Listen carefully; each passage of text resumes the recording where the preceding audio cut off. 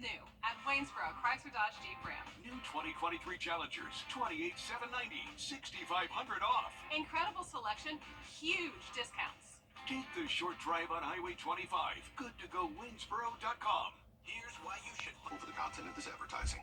Time to join the Morning Mix Mug Club, sponsored by All Weather Heating and Cooling. Head to WRDW.com/Morning Mix to win a Morning Mix mug. And catch the mix Wednesday and Friday mornings to see if you're a winner. Enter today. Rams? Yeah, we've got plenty in stock.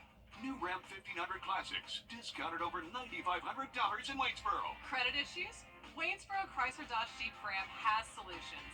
Good to go Waynesboro.com. The First Alert Team, named best in Georgia. When you visit or work with Parker's Kitchen, your support makes a difference. You've helped us rank as best workplace in America. None of this happens without you. Thank you. Live from Augusta, you're watching News 12 at 6 o'clock. Good evening, I'm Richard Rogers. And I'm Zeta Halliburton. We begin with weather on what's another wet night ahead of us. We're going to give you a quick look outside right here on the station, and you can just see all the rain pouring down on the cars as they make their way home. Those roads are wet. Our First Alert Radar Network showing a band of storms pushing in as we speak. First Alert Chief Meteorologist Riley Hale tracking it all for us right now. Yeah, guys, these weekend storm chances in just about 10 minutes. Thank you, Riley. We're talking about saving trees tonight on News 12. Those pink X's causing a growing controversy. Some very old trees over on Telfair Street are marked for removal. And now one city leader is making sure he hears from all the opinions before any final decisions. Julius Evans joining us live from downtown Augusta to explain. Richard, X marks the spot for dozens of these trees located downtown. You can see over here where trees are marked with those pink X's on both sides of Telfair Street going all the way down to East Boundary. Now, people just expressing to me a lot today just about how they are just looking to get reassurance that the identity of Augusta stays intact. Commissioner Jordan Johnson walking with the community today to hear some of the main concerns. One of the main things addressed today was preserving some of the historic trees you see here dating back hundreds of years. Johnson acknowledged those concerns and hopes to be able to address the public more on what they are setting to do. Well, for decades, you have extreme flooding in the downtown area. The roads hadn't been paved in years. There are very few crosswalks and ADA accessible ramps on our sidewalks in downtown Augusta. This project seeks to fix that. It seeks to invest in neighborhoods that hadn't had the investment in decades. One of the engineers for the city says that they hope to save anywhere from 30 to 40 trees down here in downtown. And Jordan Johnson also expressed that he's hoping to get more community input and some ideas brought to the table on how to address the situation for Monday's town hall meeting. That's an important thing. Once again, this official meeting is coming up Monday, 6 o'clock over at Heritage Academy. Everyone is encouraged to attend.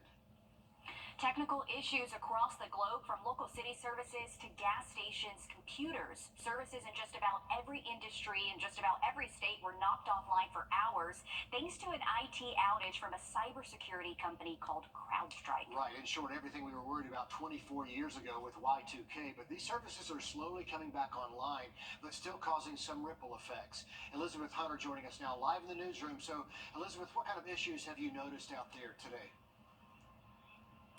As the principal at Meriwether Middle School put it, chaos.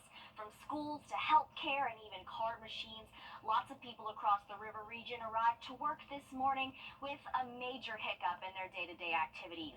These services going down showed them just how much we truly rely on technology. This morning, we came in fully expecting a normal day in a middle school.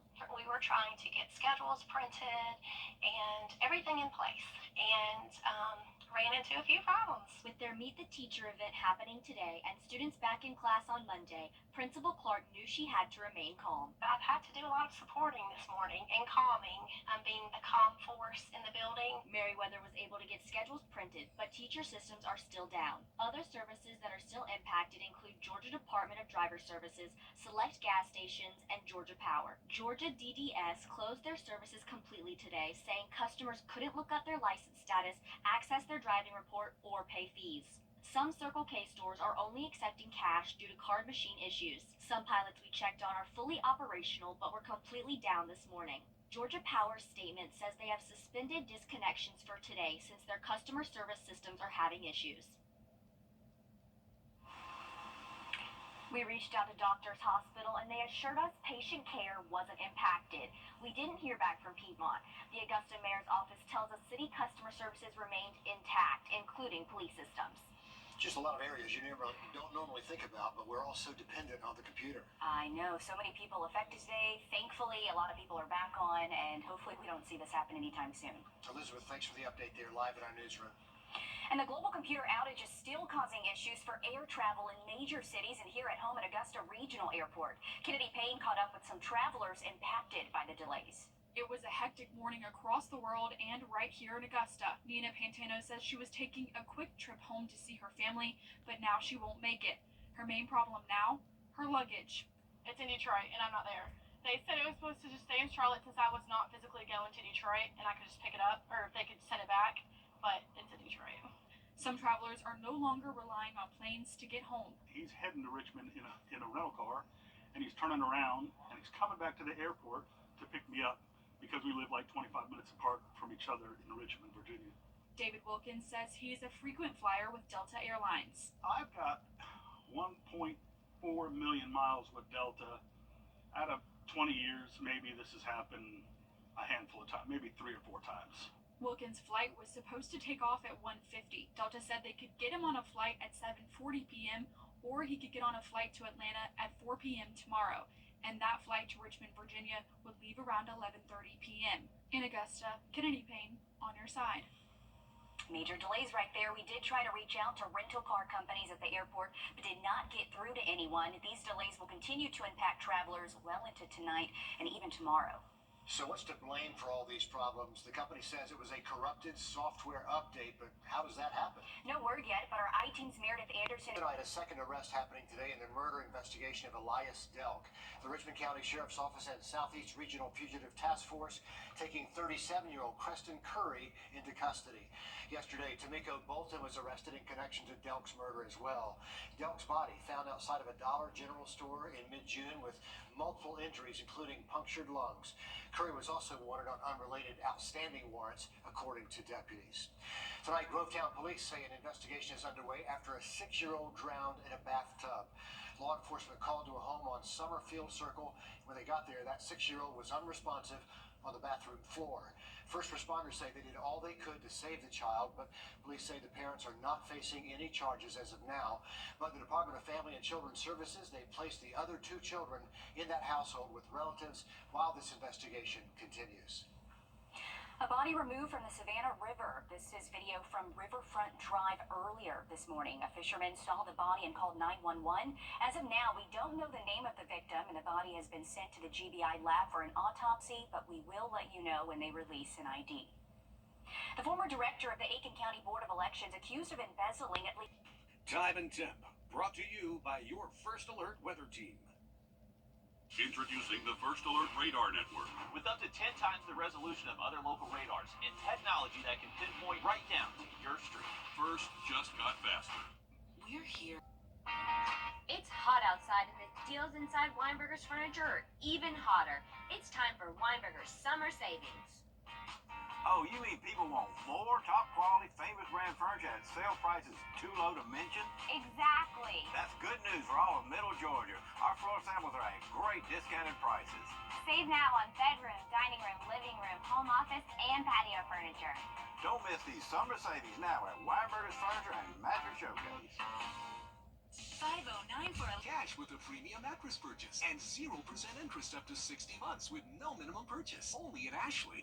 Still a wet scene from our Grovetown cam. This is looking westbound down I-20, and we are still dealing with some light rain across the metro. The thunderstorm activity now kind of pushing north of I-20, especially found up towards the lake. And if you are stepping out for the rest of tonight, I'll be prepared to see some of those raindrops out there. For the weekend outlook, it's going to stay pretty similar to what we've been like the past couple of days. Highs near 90 in the afternoon, and then at least some scattered storms popping up each afternoon through next week. We'll continue tracking those storms coming up live at the top of the hour over on 26 News. And then join us back on News 12 at 11. Stay safe out there.